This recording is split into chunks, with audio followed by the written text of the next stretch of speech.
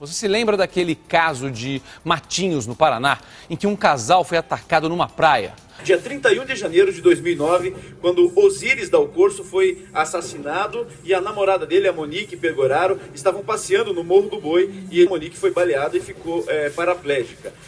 Juarez é o principal acusado pelo crime que ficou conhecido como o caso do Morro do Boi. Ele teria assassinado o estudante Osíris Dal Corso e ferido a estudante Monique Pegoraro. Um outro acusado chegou a ser preso e a confessar o crime no lugar de Juarez. Paulo Umfrid teria confessado o crime sob tortura e foi inocentado. E o Juarez, enfim, foi preso depois e condenado a 65 anos de prisão. Na noite desta sexta-feira, ele foi liberado pela justiça para cumprir pena em casa. Recentemente, uma declaração do advogado de defesa do assassino, Cláudio Daledoni Júnior, alegando inocência de Juarez, causou revolta. Eu tenho certeza que foi ele. E na hora que o juiz mandou olhar para ele, ele ainda fez a cara de quando matou o Osíris ainda. Eu trabalhei nesse processo a partir de uma audiência de instrução e julgamento. E acompanhei as provas. Não há qualquer dúvida quanto à culpabilidade.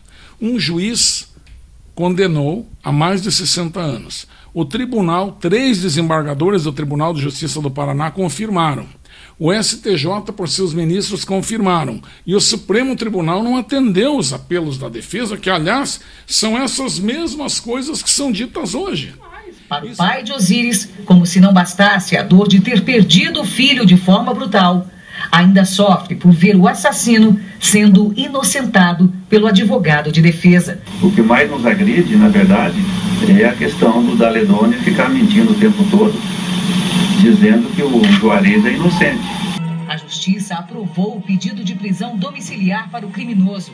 Juarez é portador do vírus HIV e de hepatite C e estaria com a saúde debilitada. O que me dá a impressão, às vezes, que a lei está mais preocupada com os bandidos do que com as vítimas. A alegação foi do advogado de defesa do acusado, Cláudio Daledoni Júnior, que fez o pedido do benefício à justiça. Agora, Juarez cumpre a pena em casa. Sobre a decisão da justiça, o advogado de defesa das vítimas, Elias Matar Assad, coloca em dúvida essa decisão. Eu pedi para vocês virem aqui, porque parece que não fomos muito bem compreendidos. Eu vi uma matéria na Gazeta do Povo que dizia que nós não aceitávamos a questão da prisão domiciliar humanitária que foi dada ao condenado. Então, eu estou pedindo aqui para esclarecermos algumas coisas. Então, eu me permito a iniciar este nosso esclarecimento dizendo tecnicamente que existe no direito brasileiro essa modalidade de prisão domiciliar humanitária, como existe até indulto humanitário.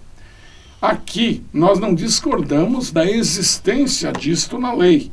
O que nós discordamos é da forma, ou achamos estranho, pelo menos, a forma como foi concedida. Primeiro, foi concedida por mutirão carcerário. Segundo, sem laudos complementares que pudessem infirmar mais certeza a respeito de terminalidade da doença.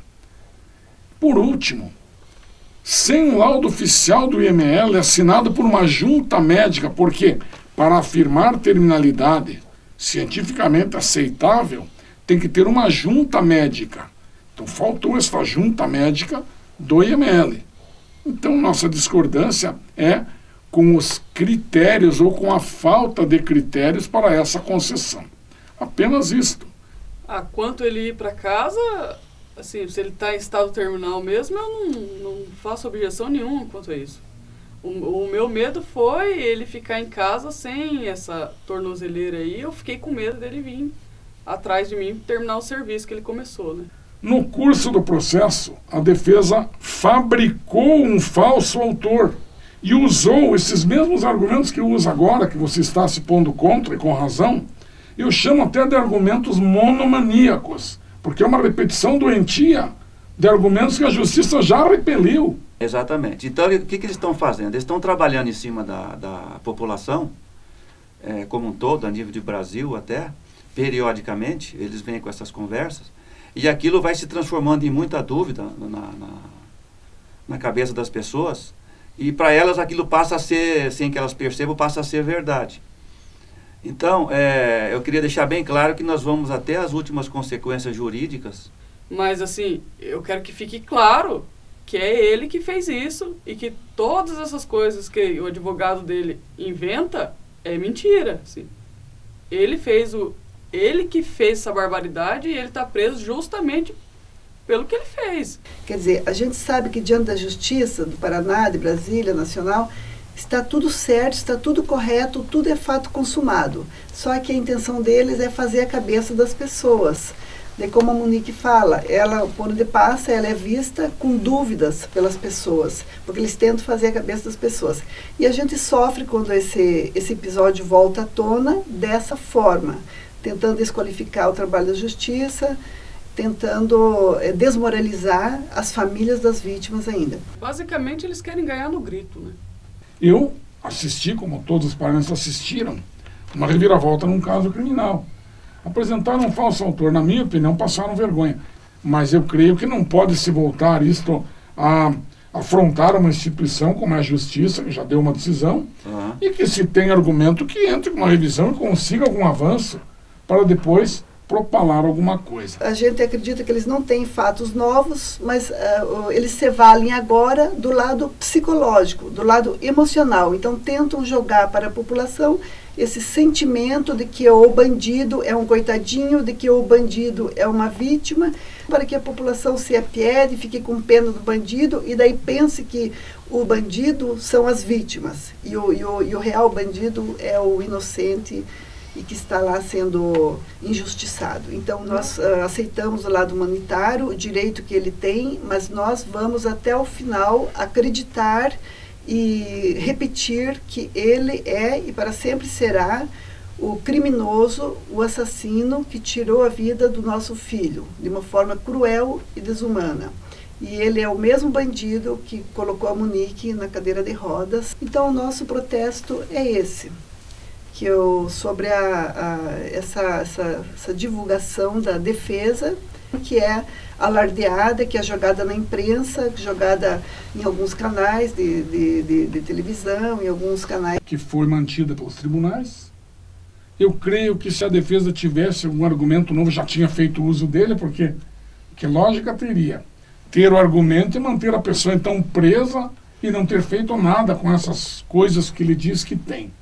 Ele passa vergonha o tempo todo, assim, porque ele fala, inocente, o caso mais injusto que já aconteceu no Brasil, mas então faça alguma coisa. Ele não é um advogado que sabe tudo e que tá lá. Gente, eu não entendo esse cara.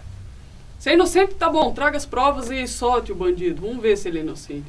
Me causa desconforto, porque algumas pessoas ainda acreditam que o cara que não foi ele, essas coisas. E daí eu não me sinto muito bem quanto a isso, sabe? Porque eu acho que as coisas deveriam ser feitas de acordo com a lei, né? Como é feito com todo mundo. E para que não fique nenhuma dúvida no ar, na população do Paraná e do Brasil, a justiça tem que ser respeitada, a família das vítimas tem que ser respeitada, a vítima de um crime hediondo como este tem que ser respeitada. Olhando isso sob um outro prisma, é irreparável, né? E as coisas tinham que ser assim. Agora, a mãe e o pai do Osiris, cada vez que falam, me emociono. Eu que estou acostumado. Então, eu quero agradecer a confiança de vocês na minha pessoa. Foi muito enriquecedor participar ao lado de vocês desses momentos difíceis. A gente aprende muito nessas horas de dificuldade das pessoas e a gente acaba crescendo com o sofrimento. Foram de um valor assim inestimável, que é o doutor Cartacho, que conduziu toda a investigação, a doutora Carolina, que foi a promotora de justiça que apresentou, né, para o Ministério Público o condenado, e doutor Elias, que até hoje está nos apoiando. Doutor Elias, muito competente, está sempre do nosso lado e sempre tentando nos ajudar nessas questões e nos apoiar. E nós agradecemos também e sempre reconhecemos e lembramos do excelente trabalho do GAECO do Paraná, que foram eles que ficaram por um ano investigando e eles desbarataram aquela quadrilha que tentou colocar uma outra pessoa no lugar do verdadeiro criminoso, que é o assassino, o criminoso, o Juarez, e foram, graças ao excelente trabalho do GAECO, foram presos os 6 policiais. Bom, eu só tenho a agradecer também à Justiça, ao Dr. Cartacho, a doutora Carolina e ao senhor, doutor Elias, que sempre esteve nos apoiando. Que eu, sinceramente, não sei, se não fosse vocês 3, assim, se a gente conseguiria realmente colocar esse bandido na cadeia. Porque nós tivemos dificuldades, mesmo sabendo toda a verdade e tudo mais, tivemos dificuldades em colocar o bandido na cadeia. E eu só tenho a agradecer a vocês. A gente só espera que, efetivamente, essa quadrilha que está por trás aí, envolvendo televisão, rádios, né, e a gente sabe exatamente quem são, a gente espera que eles parem, que pensem um pouco mais no que eles estão fazendo, tentando desmoralizar e atingir as famílias, até pelo sentido de vingança e até por um sentimento de, talvez eles queiram recuperar a moral deles, porque eles não perderam a moral nesse caso, não tem mais moral nenhuma para falar, toda a defesa, toda essa mídia que apoia, e nós esperamos que essa situação tenha um final.